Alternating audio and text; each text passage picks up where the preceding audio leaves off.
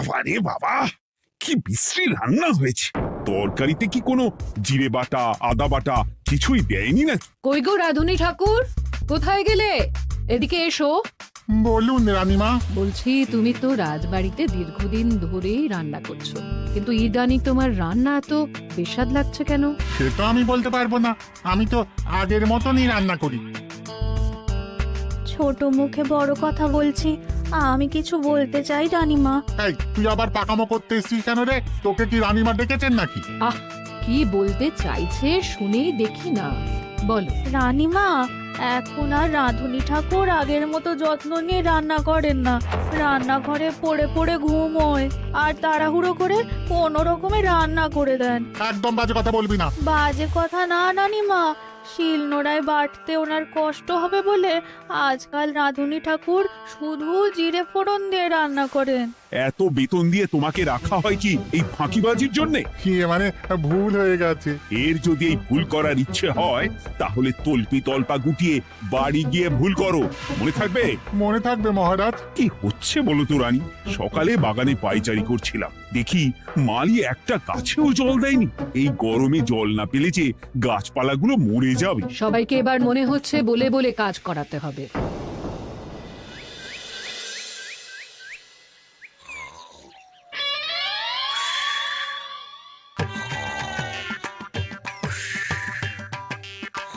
কি গো, কদিন ধরে তো তুমি শুধু খাচ্ছ আর ঘুমোচ্ছ। বাজার দোকান কিছুই নেই গো, রাজসভাতেও যাও না, কি যে করি। কি গো দিদা, দাদু আজও ঘুমোচ্ছে? কি বলবো বলতো? আমরা কিছু একটা ব্যবস্থা করছি, দাঁড়াও।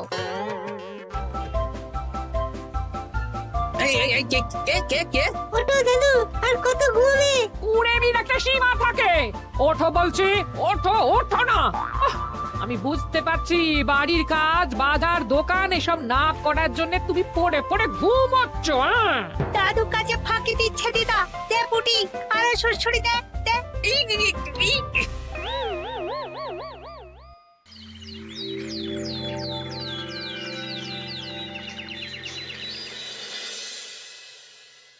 মহারাজের শরীর খারাপ না মন খারাপ?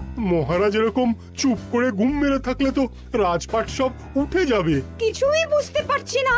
মহারাজ আছেন চুপটি করে, নেই যে মুখে শব্দ। ফাঁকি দিলে এবার তাকে করব আমি জব্দ। অনেক শুয়েছি, আর নয়। মহারাজ, কে ফাঁকি দিচ্ছে? আমি তো ফাঁকি দিই না। পণ্ডিত, তুমি দিচ্ছ নাকি ফাঁকি? না না, বৈদ্য। আমি ফাঁকি দিলে সবাই ওই রোগে ভুগে মরে যাবে। আমি তো রোজ সময়ই রাজসভায় আসি, তাহলে আমি বলছি আসল কারণ। রাজবাড়ির রাঁধুনি ফাঁকি দিচ্ছে, আর 3 দিন ধরে রাজসভায় গোপাল বেপাত্তা। হ্যাঁ, এই গোপাল বেটাই আসল ফাঁকিবাজ। ওকে বরখাস্ত করে দিন। গোপালকে যদি বরখাস্ত করা হয় তাহলে বিপদে আপদে মহারাজের পাশে দাঁড়াবে কে? অসময় মহারাজ বুদ্ধি পাবেন কার কাছে? এই সুযোগ, এই সময় গোপালকে মহারাজের চক্ষুশূল করতে হবে, তাহলে আমি একেবারে জেঁকে বসতে পারবো। মহারাজ, গোপাল ঠিক কতটা ফাঁকিবাজ হয়ে উঠেছে তার কোনো ইয়ত্তা নেই। হ্যাঁ বলুন তো। বেটা গোপাল কোনোদিন সঠিক সময়ে রাজসভায় আসে না, কোনো দিন তো আসেই না, যেমন আজকেও আসেনি। আর না এলে মহারাজকেও কারণটা জানায় না। আপনাকে সম্মান করা তো দূরের কথা, কোনো ভ্রুক্ষেপই করে না। এটা কিছুটা হলেও মন্ত্রী মশাই ঠিক কথা বলছেন। হ্যাঁ, এ তো একদম সঠিক কথা। ঠিক বলেছ। প্রহরী, প্রহরী, বলুন মহারাজ। তুমি আরেকজনকে সাথে নিয়ে এক্ষুনি গোপালকে তুলে নিয়ে এসো। আচ্ছা মহারাজ।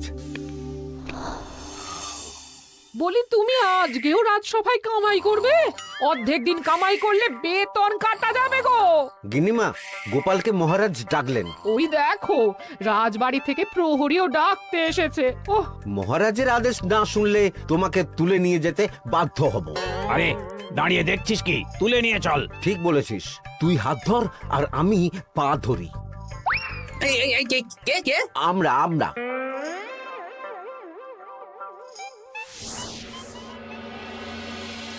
এসব কি গোপাল, তুমি বাড়িতে আছো, ঘুমোচ্ছ, অথচ রাজসভায় আসছো না, কি ব্যাপার? আগে মহারাজ, মস্তিষ্ককে বিশ্রাম দিয়ে বুদ্ধি বাড়াচ্ছিলাম। অনেক ব্যবহার হয়েছে তো, তাই একটু বিশ্রাম দরকার আর কি। আমার পুরো রাজসভাটাই ফাঁকিবাজ। আমি সবাইকেই বিদায় করব, আর গোপালকেও। এই সেরেছে, আমি ফাঁকিবাজ নই মহারাজ। আমি খোঁজ নিয়ে দেখেছি, সবাই কম বেশি গায়ে হাওয়া লাগিয়ে ঘুরছে। মহারাজ, আমি তো নদীর পাড়ে বসে শীতল হাওয়া গায়ে লাগাই, তবেই তো ঢেউয়ের মতো আমার ছন্দ আসে। কেউ ফাঁকিবাজ না মহারাজ, আসল ফাঁকিবাজ গোপাল। মহারাজ, আমি যদি দরকারে আপনাকে বুদ্ধি দিয়ে, ফাঁকা সময়ে বিশ্রাম দিয়ে ফাঁকিবাজ হই, তাহলে মন্ত্রী মহা ফাঁকিবাজ। কারণ মন্ত্রীর কাজ রাজাকে বুদ্ধি দেওয়া, তা তিনি করেন না বলেই আমাকে দরকার পড়ে। আমি তো ভাঁড়, আমি শুধু হাসাবো, এটাই আমার কাজ। তাতে কি, সেনাপতিও তো সেনাপ্রধান, ও কি যুদ্ধ করে? রাজ্যে শান্তি শৃঙ্খলা বজায় আছে, তাহলে যুদ্ধ করে হবেটা কি? হ্যাঁ, অকারণে পায়ে পা দিয়ে যুদ্ধ বাঁধাবো নাকি? হ্যাঁ, যত সব। যখন তখন বিপদ আসতে পারে, তাই যুদ্ধের জন্য সব সময় সামরিক শক্তিকে প্রস্তুত থাকা দরকার। হ্যাঁ, এটা গোপাল ঠিক বলেছে। সেনাপতিকে তো কোনোদিন সেসব নিয়ে মহড়াও করতে দেখি না। তাহলে দাঁড়ালো 3 জন ফাঁকিবাজ। মূল অভিযুক্ত গোপাল দিন রাত কামাই করে, মন্ত্রী মহারাজকে বুদ্ধি দেয় না, আর সেনাপতি যুদ্ধের প্রস্তুতি নেয় না। এই 3 জনকে আমি বিদায় করব। এই সেরেছে, এ তো দেখছি বিনা মেঘে বজ্রপাত। না, তবে তোমরা যে ফাঁকিবাজ নও সেটা প্রমাণ করার জন্য 12 ঘন্টা সময় দেব। আমাদের কি করতে হবে? তোমাদের 3 জনকে 3টে খালি বস্তা দেব। প্রত্যেকে ওই খালি বস্তা নিয়ে জঙ্গলে যাবে, আর এই 12 ঘন্টার মধ্যে জঙ্গল থেকে বস্তা ভরে আনবে। একটা বস্তা ভরার জন্য 12 ঘন্টা সময়? এ তো খুবই সহজ কাজ। সহজ কঠিন জানি না, যে ফাঁকি দিয়ে ফাঁকা বস্তা জমা দেবে বা কিছুটা ভর্তি কিছুটা খালি আনবে, সে সাজা পাবে। আচ্ছা মহারাজ, আমি বস্তায় কি নিয়ে আসবো সেটা কি আপনি দেখবেন? তা দেখবো না, কিন্তু বস্তা ভরে আনতে হবে। আর যা বস্তায় ভরে আনবে তাই নিয়ে সবাই বাড়ি ফিরে যেতে পারবে। তার মানে বস্তাতে যা থাকবে সব বস্তার মালিকই পাবে। একদম তাই। বুঝে গেছি, ভিতরে কোনো গভীর পরিকল্পনা আছে। প্রহরী, প্রহরী, তুমি এই 3 জনকে 3টে বস্তা দিয়ে দাও। যথা আজ্ঞা মহারাজ। আর বাকি সভাসদেরা আজকে রাজসভাতেই থাকুক। ওরা 3 জন আসবে, ওদের বিচার হবে, তারপর ফিরবে। আমাদের খাওয়া দাওয়া তাহলে রাজবাড়ির তরফ থেকেই দেয়া হবে মহারাজ? হ্যাঁ, জঙ্গলে তো যাচ্ছি, কি নেব? গোপাল, আমি বলি কি, তুমি বরং আমার বস্তায় ঢুকে যাও, আমি তোমাকেই নিয়ে ফিরে যাই, ল্যাটা চুকে যাবে। আপনি যদি একা আমাকে বস্তায় ভরে নিয়ে যেতে পারেন তো চলুন। একা? এই সেরেছে। দাঁড়ান, আমি আপনার কাঁধে চড়ে দেখি আপনি আমাকে বইতে পারবেন কি পারবেন না। না না, মুখ ফসকে বলে ফেলেছি, মাথা খারাপ নাকি? তাহলে নিজের মতন থাকুন।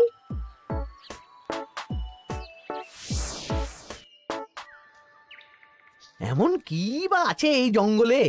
আমার কাজে লাগার মতন তো কিছুই দেখতে পাচ্ছি না। ওই তো ওই দিকটা একটু ছায়া আছে বেশ, ওই গাছের নিচে গিয়ে বিশ্রাম নি। সেনাপতি, অত চিন্তা ভাবনা করার কিছুই নেই। মহারাজ তো আর দেখবেন না আমরা বস্তায় কি ভরে নিয়ে যাব। 12 ঘন্টা অনেক সময়। এখন বিশ্রাম নাও। আপনার ইঁদুরের পেট, আপনি বিশ্রাম নিন। দেখি জঙ্গলে থেকে কিছু ফল পেড়ে আগে খাই, তারপর না হয় ওই বস্তাটা ওই ফলমূলের খোসা আর মাটিতে পড়ে থাকা পাতা দিয়ে ভরিয়ে মহারাজের কাছে নিয়ে যাব। হ্যাঁ, বস্তা যখন বাড়ি নিয়েই যেতে পারবো, তাহলে বনের সব থেকে ভালো ভালো ফলগুলো আগে ভরে নি। গিন্নিকে এবার বলবো, বাজার আনি না তো কি হয়েছে, দেখো কত ফল এনেছি। যাই, এর থেকে কিছু মহারাজকে ভেট দেব, মহারাজ বেশ খুশি হবেন।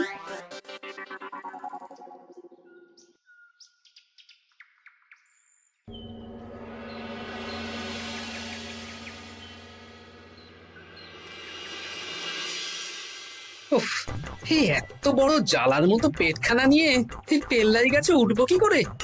দূর দূর, আশেপাশে ঢিল পাথরও দেখতে পাচ্ছি না। এই বুড়ো বয়সে হাড়গোড় ভাঙলে সে এক খারাপ ব্যাপার হবে।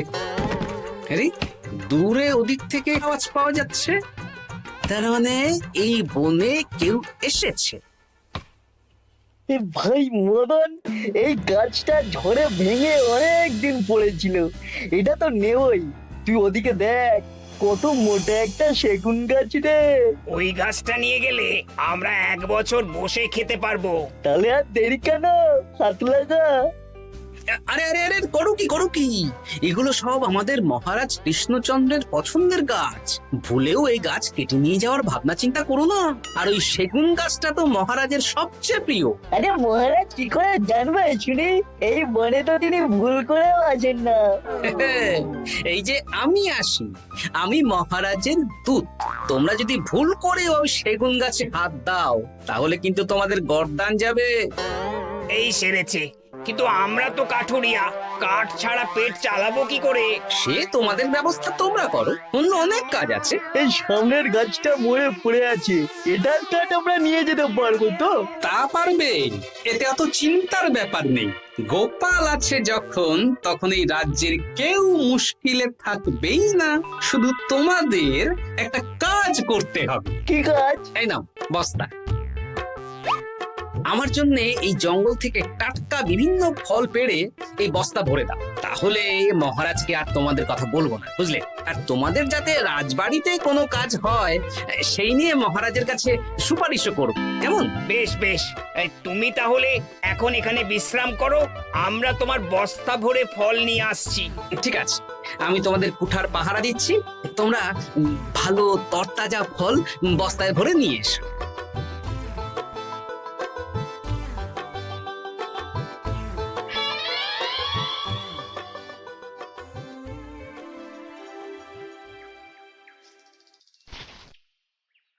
ব্যাস ব্যাস ব্যাস, আমার বস্তায় পাতা ভরা হয়ে গেল, এবার যেতে হবে। আমারও বস্তা ভরা হয়ে গেছে মন্ত্রী মশাই।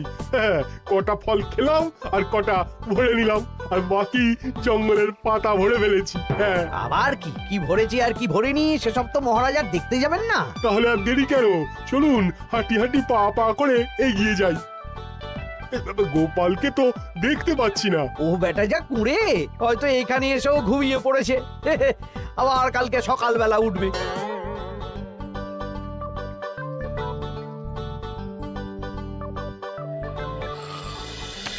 এই যে ভাইয়া, এই যে হ্যাঁ, কে কে? আমরা। ও বলো, বস্তা ভরে এনেছো?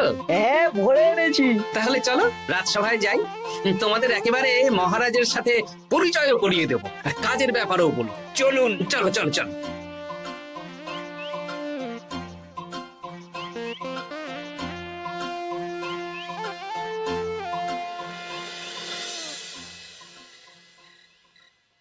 দেখা যাক মন্ত্রী সেনাপতি গোপাল কখন বস্তা ভরে আনে। এই তো চলে এসেছি, বিশ্রাম নিলাম, বস্তাও ভরে ফেললাম। এই দেখুন মহারাজ, আমিও বস্তা ভরে এনেছি। বাহ, তোমাদের বস্তা দেখে তো মনে হচ্ছে খুব হালকা। হ্যাঁ, আপনি যখন আমাদের বস্তা ভরে কি এনেছি সেটা দেখবেন না, তখন অত খাটাখাটনি করে কি লাভ মহারাজ? কিন্তু গোপালের এখনো অব্দি দেখা নেই, ও কি সোনা গয়না ভরে আনছে? গোপাল যা কুঁড়ে আর ঘুমকাতুরে, হয়তো জঙ্গলেও ঘুমিয়েই পড়েছে। মহারাজ, আপনি একটা কাজ করুন, আমাকে আর মন্ত্রী মশাইকে যুগ্মভাবে বিজয়ী ঘোষণা করে দিন, ব্যাস। এত তাড়া কিসের?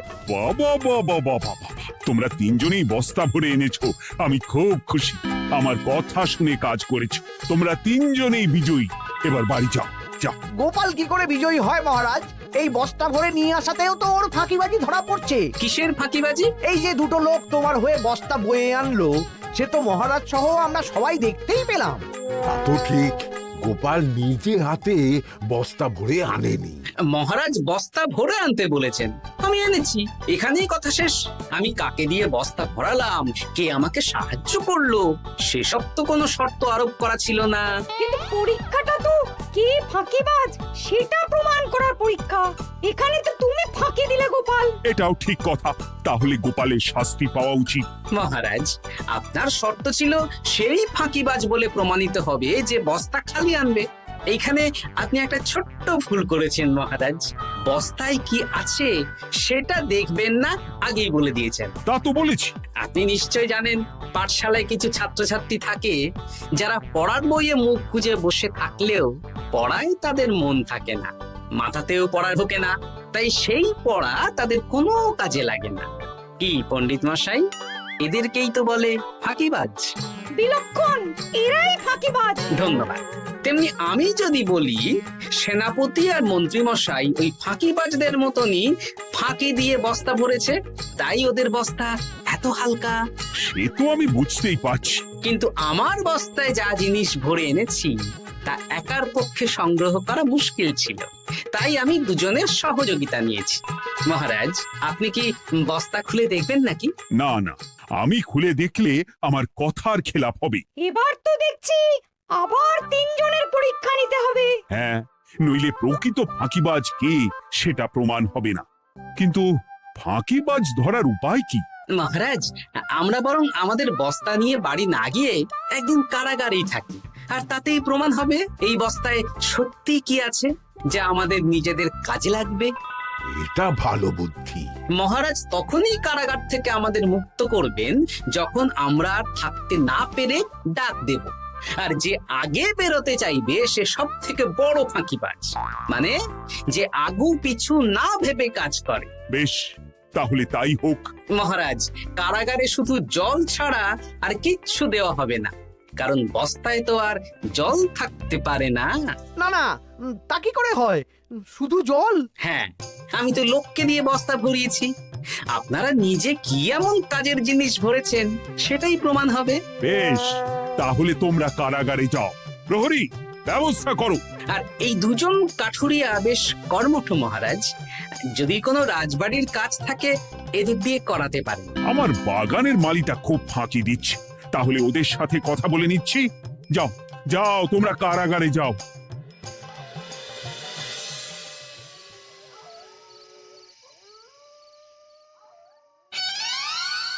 ওরে বাবা রে, কি খিদে খিদে পাচ্ছে রে।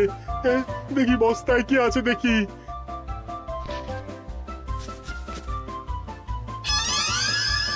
দু একটা পচা ফল, দেখি দেখি একটু ভালো আছে। এটা একটু ভালো আছে। হ্যাঁ, এটাই খাই। হ্যাঁ, এটাই খাই।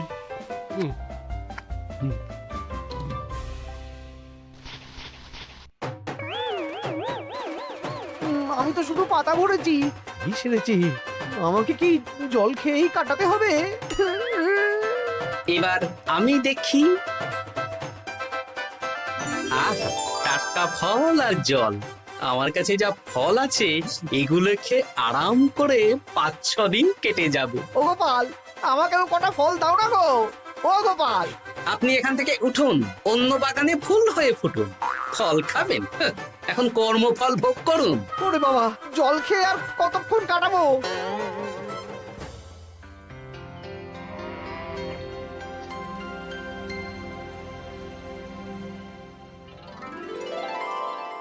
উফ, পেটটা চুই করছে, কি খিদে পেয়েছে না। আমি আমি বাড়ি যাব। আপনি বাড়ি যাবেন? তাহলে বেরিয়ে আসুন, বেরিয়ে আসুন। বেটা গোপাল কায়দা করে এমন শর্ত দিতে বললো, পুরো ফেঁসে গেলাম। আমারও তো খাওয়ার মতন তেমন কিছু নেই, আমিও এখানে থাকবো না।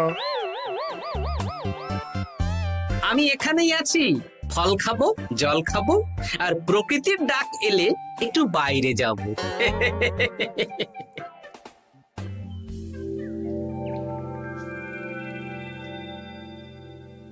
কি তোমরা কারাগারে এক রাতের বেশি তো থাকতেই পারলে না? কি আর করব বলুন মহারাজ, আমরা তো আর গোপালের মতন বস্তা ভরে টাটকা ফল নিয়ে আসিনি। বেটা গোপাল আমাদের দেখিয়ে দেখিয়ে ফল খাচ্ছিল, ওতে আমাদের খিদে আরো বেড়ে যাচ্ছিল। তাহলে এরা দুজনে তো হার মেনে নিল। গোপাল কি করছে? গোপাল খাচ্ছে আর ঘুমোচ্ছে। ওকেও নিয়ে এসো। আচ্ছা মহারাজ। একই মহারাজ, আমার তো এখনো বাইরে আসার ইচ্ছে হয়নি। কি আর করা যাবে, ওরা হার মেনে নিয়েছে, তার মানে তুমি জয়ী হয়ে গেলে গোপাল। আমার বস্তায় ভরে অনেক ফল এনেছিলাম, এখনো অনেক আছে। আপনি তাহলে বাকি ফলগুলো নিয়ে নিন। তাহলে তো এটাই প্রমাণ হলো গোপাল কাজের সময় ফাঁকিবাজি দেয় না, শুধু বুদ্ধি বাড়ানোর জন্য একটু বেশি ঘুমোয়। এই নাও গোপাল, তোমার উপহার। মহারাজ, আমি সময়ের কাজ সময়ে করি আর বাকি সময় একটু ঘুমাই। আমার এখন ঘুম দরকার মহারাজ, কাল থেকে অনেক ধকল গেল যে। বেশ, তোমাকে ঘুমানোর জন্য 1 সপ্তাহ ছুটি দেওয়া হলো। ধন্যবাদ মহারাজ। কি সেনাপতি আর মন্ত্রীমশাই, এবার বুঝলেন তো ফাঁকি দিলেই ফাঁকে পড়তে হয়, তাই কাজ করলে ভেবে চিন্তে করুন। চলি, খুব ঘুম পাচ্ছে।